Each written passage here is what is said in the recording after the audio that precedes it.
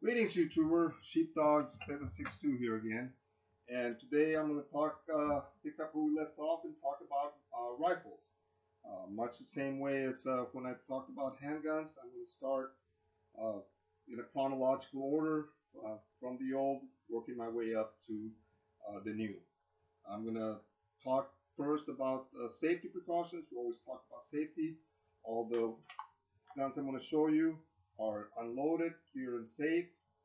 Nothing in the magazine, nothing in the chamber. We're going to go over our basic rules. Treat every firearm as if it was loaded. Never point it at anything you don't intend to shoot. Keep the finger off the trigger till the sights are on the target, and keep the weapon unsafe until you're actually ready to fire. Alright, so we went over some of the parts on pistols, and with rifles it's very similar. Now, I have a barrel. In this case, the magazine is underneath, and we have different configurations that I'm going to show you. Magazine is where you hold your bullets. These were called the repeating guns because uh, shifting from muzzle loaders, muskets, and such, they shot one shot at a time. These were a big innovation. Again, about the time of the Civil War, uh, we had the first repeating guns that held more than one shot. That was due to the development of cartridges. Before, you had powder and your bullet that you had to load them individually, put a primer, and it took a while to load it. With the development of the cartridge, I load a cartridge, pull the trigger, and shoot, right? So then we started putting magazines so that I can shoot more than once. So we have barrel, we have the receiver. Also, you might hear it called action, and have a stock and a foregrip. We have sights, front sight, and rear sight, same as we did on the pistol. We have a hammer, we have a trigger, and this one I'm showing you here is a lever action. It's a 22 made by Henry, and but it pretty much functions as most of the repeating arms did shortly after the Civil War. So this would load a new shell in here, bring it up, close it, and it will be ready to fire. Similar to the pistol, there is no double action rifles that I know of. Everything is going to be a single action and or semi-automatic. I said so. This is a lever action, one of the first types of repeating arms. Used since the Civil War till the turn of the century. Um, the action, these guns were designed during the black powder. Black powder does not build up as much pressure as our modern smokeless powders, so the action didn't need to have to be as strong. So there is a tremendous amount of pressure that builds up when firing a bullet, and these were designed primarily for black powder. So you don't see, there's a few, but you don't see a lot of lever action guns designed for modern cartridges. There are a few, but if you actually look at it, they are lever operated bolt guns. So that's what I'm going to talk about next. So this is our lever action from mid 1800s, and they're still in use today.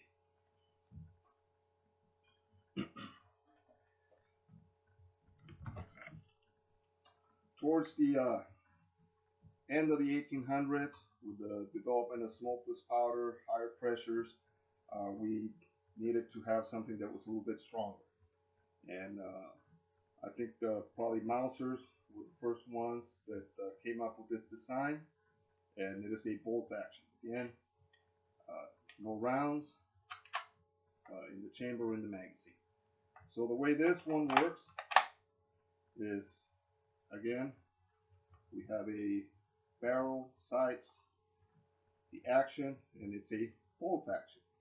So I unlock it, pull it back, the bullets are held in here. It's an internal magazine. I can fit 5 in here, and then when I close the bolt, strips the bullet out of the magazine, loads it into the chamber. Here is my bolt, my hammer.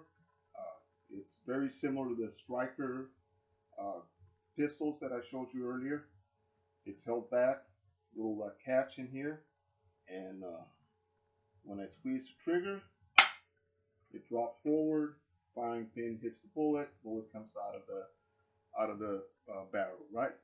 So this is actually a Springfield 1903. This is the rifle that was issued to American troops during World War I and a little bit into World War II.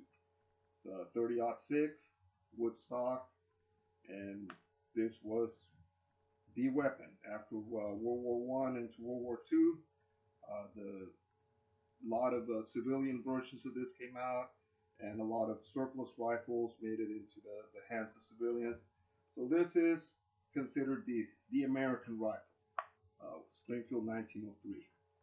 All right, so next one I'm going to talk about is now we're working into World War II. We developed the semi-automatic. So this is actually a copy of the military M14, which actually came around more towards the Vietnam era. But it's the same design as the M1 Garand, which was our first auto-loading rifle. And the way it works is semi-automatic.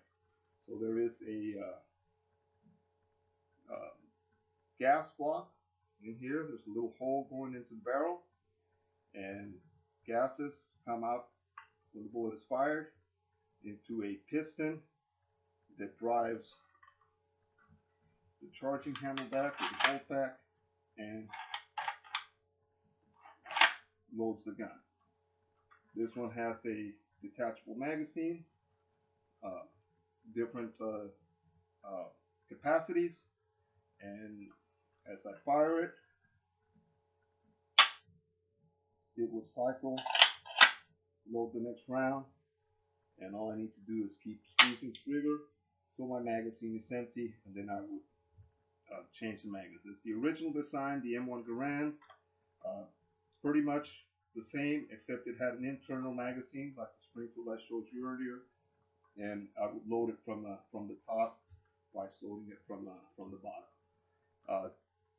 Another feature that I will talk a little bit about this since they come on the news is on the end of this I have a muzzle brake, and what this does is it directs some of the gases up. So when I fire this, normally it would kick and launch the muzzle up. With the muzzle brake, it'll direct some, put a downward pressure so that when I fire it, it will stay in the same position. It won't have that tendency to rise up.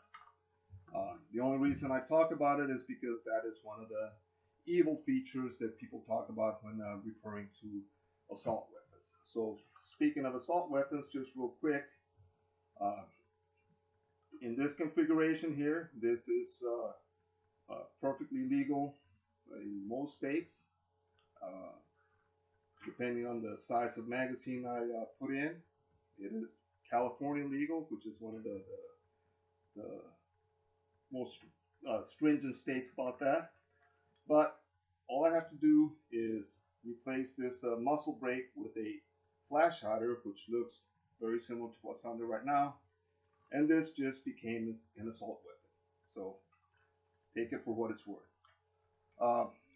So this is a copy of a gun designed for the military. Again, the difference between this and the military version is this is only semi-auto. So I pull the trigger, it fires a shot. I release the trigger, I pull it again, and it fires another shot. The military M14 has a selector right around there that I would turn it to full auto, and I squeeze the trigger, and it'll just shoot until it runs out of ammunition.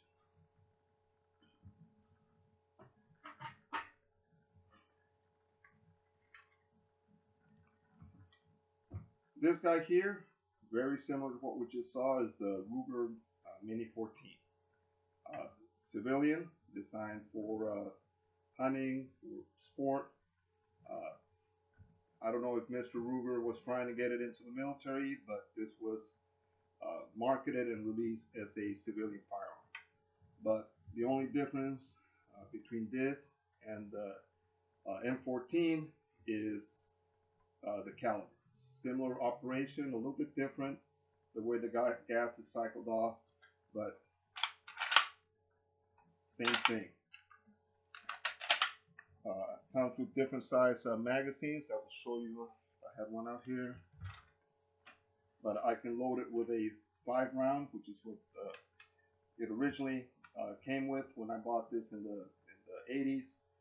Now they come with 10 rounds, and there are 20-round magazines and more available. But this is a gun designed for hunting, self-defense, truck gun, whatever you call it, and almost functionally identical to the M14 that I just showed you. Hence its name, Mini 14.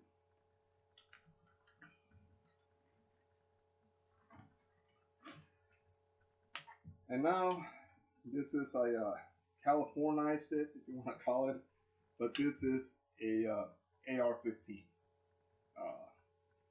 And there is functionally no difference between this gun here and any other AR-15 you would see out there. Again, civilian version. I cannot readily convert this to full auto. If there's externally, it might look identical to the military M16, but internally there are some differences. It's like a buddy of mine had a Mustang, real nice, and it had a 4-cylinder in it. So no matter how many racing stripes and fancy wheels he put on it, it was still a 4-cylinder and about as powerful as a Yugo. No offense to Yugos, but one of the things that makes this such a popular gun is that it's very customizable. So when the assault weapon ban in California decided that a pistol grip made it an assault weapon, and a flash hider made it an assault weapon, well, normal AR-15, take away the flash hider, take away the pistol grip, and it's no longer an assault weapon. Functionally, it is the same. Similar to the other ones I showed you earlier. It has a bolt that locks up in here. There is a gas block, siphons some of the gases from the bullet going off, and there's a tube, drives back, and when I squeeze the trigger, gas comes back, it cycles the action, loads the next round, and I'm ready to fire again. So pretty much sums it up. Like I said, this semi-automatic rifle is the same as the ones that you saw earlier as far as function goes. It looks a little bit different. Most of it is by design. The intent wasn't to make it more deadly or anything. It's just engineering. It's a very nice design, the way it's set up, modular. It's easy to change calibers.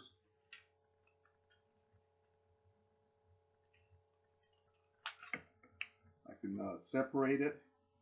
So this is normally referred to as the upper receiver and the lower receiver.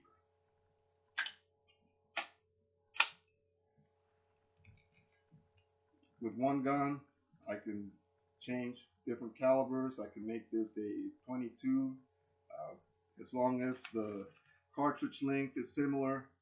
I can make this into several different calibers. So now I've got a rifle that I can use for home defense, I can use for hunting, I can use for target shooting, and they are used for target shooting quite a bit. It's a very accurate design also.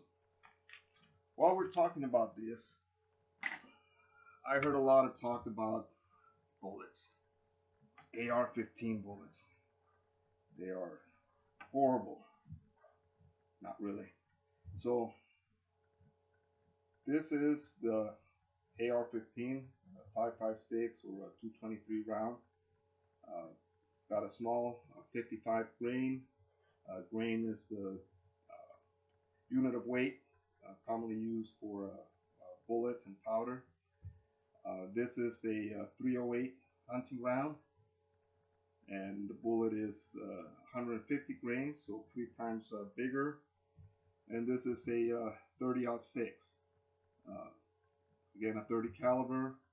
It's been around since 1906, 1903, turn of the century.